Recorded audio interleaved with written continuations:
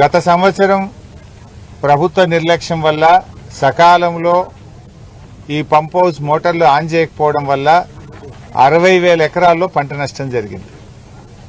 పోనీ ఈ సంవత్సరమైనా నీళ్లు ఇస్తారా అంటే 20 రోజులు నడిపినరు, రిపేర్ వచ్చిందని చెప్పి ఈ నెల 10వ తేదీ నుంచి ఇక్కడ మోటార్లు లిఫ్టింగ్ ఆగిపోయింది. అంటే దాదాపు 10 రోజుల నుంచి మోటార్ లిఫ్టింగ్ ఆగిపోయింది.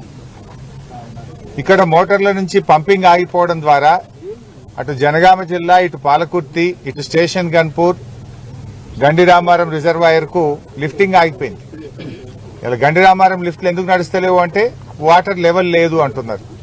ఇక్కడ మోటార్లు ఎందుకు నడుపుతలేరు అంటే ఇలా ఆడ లెవెల్ ఫుల్ ఉన్నా సార్ అంటారు. మరి లెవెల్ ఫుల్ ఉంటే గండిరామారం లిఫ్ట్ పనిచేయాలి కదా.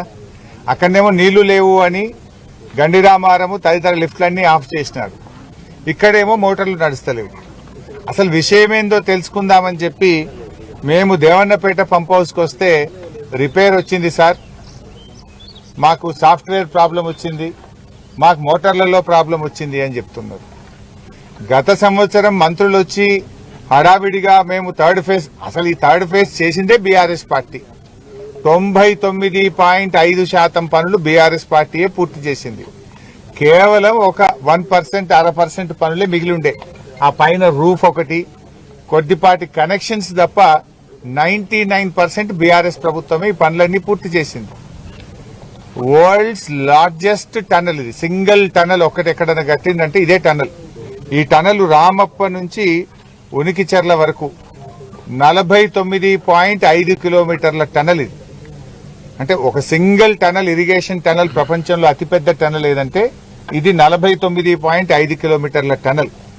ఎన్నో వ్యయ ప్రయాసాలకు, ఎన్నో ఇబ్బందులు వచ్చినా, ఎన్నో ఛాలెంజెస్ ను కూడా ఎదుర్కొని ఈ టనల్ ను బీఆర్ఎస్ ప్రభుత్వం పూర్తి చేసింది.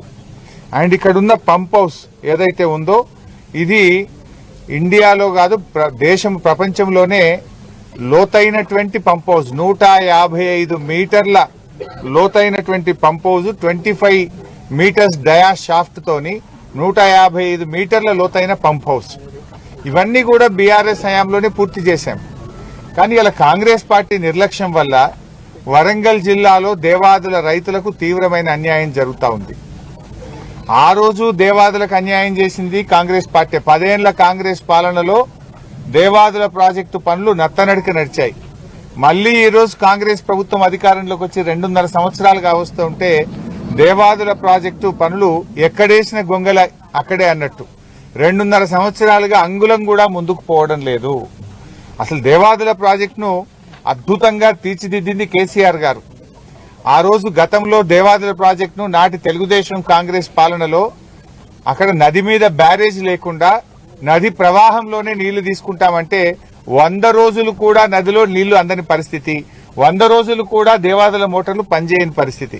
కానీ కేసీఆర్ గారు బాగా ఆలోచించి సమ్మక్క బ్యారేజీని కట్టిన తర్వాత సంవత్సరంలో 365 రోజులు దేవాదుల నుంచి నీళ్లు తీసుకునే విధంగా బీఆర్ఎస్ ప్రభుత్వం పనిచేసింది.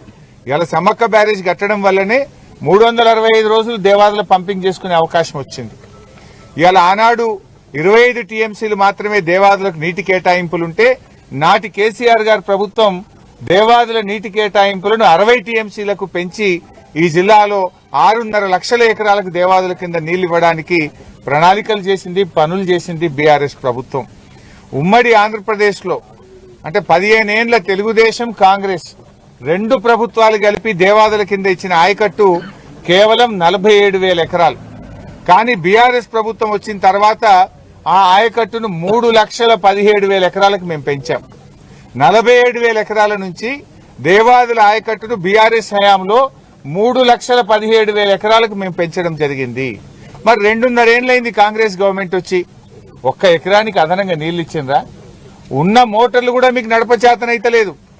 పోయిన సంవత్సరం మీ అందరికీ తెలుసు బీఆర్ఎస్ పోరాటం చేసింది. భీమ్ గన్పూర్ దగ్గర యాసంగి సీజన్ లో మోటార్లే ఆన్ చేయలే. ఎందుకు ఆన్ చేయలేదు అంటే 8 కోట్ల రూపాయలు మెయింటెనెన్స్ డబ్బులు కాంట్రాక్టర్ కి ఇవ్వలేదు గనక మోటార్లు ఆన్ చేయలేదు. లక్షలాది ఎకరాల్లో పోయిన సంవత్సరం వరంగల్ జిల్లాలో పంట నష్టానికి కారణం కాంగ్రెస్ పార్టీ నిర్లక్ష్యం, ఈ జిల్లాలో ఉండే మంత్రులు, ఈ జిల్లా కాంగ్రెస్ నాయకుల నిర్లక్ష్యం వల్ల దేవాదుల మోటార్లు ఆన్ చేయలేదు. 8 కోట్ల రూపాయలు లేవా?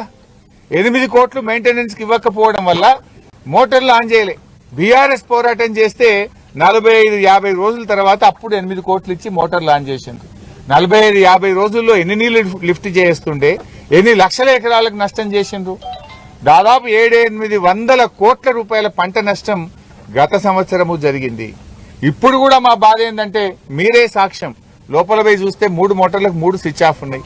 యాసంగి పంట లక్షల ఎకరాల్లో వరంగల్ జిల్లాలో, కరీంనగర్ జిల్లాలో వరి సాగు చేస్తా ఉన్నారు. ఎందుకు మోటార్లు బంద్ చేసినారు? ఇది నిర్లక్ష్యం కాదా? ఈ టైంలో మోటార్లు బంద్ చేస్తారా? నదిలో నీళ్లున్నాయి, చూస్తే దేవన్నపేట పంప్ హౌస్ లో 3 మోటార్లు బంద్ ఉన్నాయి. గతంలో కూడా మంత్రులు వచ్చి హెలికాప్టర్ వేసుకొని వచ్చి ఈయనే వంటాం, ఈయనే ఉంటాం, మోటార్లు ఆన్ చేసిపోతామని ఉత్తగానే పోయిండ్రు. తర్వాత ఏదో స్టార్ట్ చేసిండ్రు, 2 రోజులకే మోటార్లు ఆ టనల్లో లీకేజ్ వచ్చింది, బంద్ పెట్టిండ్రు. పోయిన సంవత్సరం 60,000 ఎకరాల పంట ఎండిపోయింది. ఇప్పుడు ఈ సంవత్సరం అయినా సరిగిస్తారంటే ఇప్పుడు కూడా మోటార్లు బందే ఉన్నాయి. ఇది పూర్తిగా ఈ ప్రభుత్వం కట్టింది లేదు, కొత్తగా తవ్వింది లేదు, ఉన్న ప్రాజెక్టును నడపచేతగాక వరంగల్ జిల్లా రైతాంగం యొక్క నోరు కొడుతున్నది నేటి కాంగ్రెస్ ప్రభుత్వం. అంటే ఇలా సమ్మక్క బ్యారేజ్ కట్టింది మేము, ఫేజ్ 1 ఫేజ్ 2ను పూర్తి చేసింది మేము, ఫేజ్ 3లో లాంగెస్ట్ టనల్ ను, డీపెస్ట్ పంప్ హౌస్ ను నిర్మించింది మేము. కానీ ఈ ప్రభుత్వం కనీసం నడపలేకపోతా ఉంది.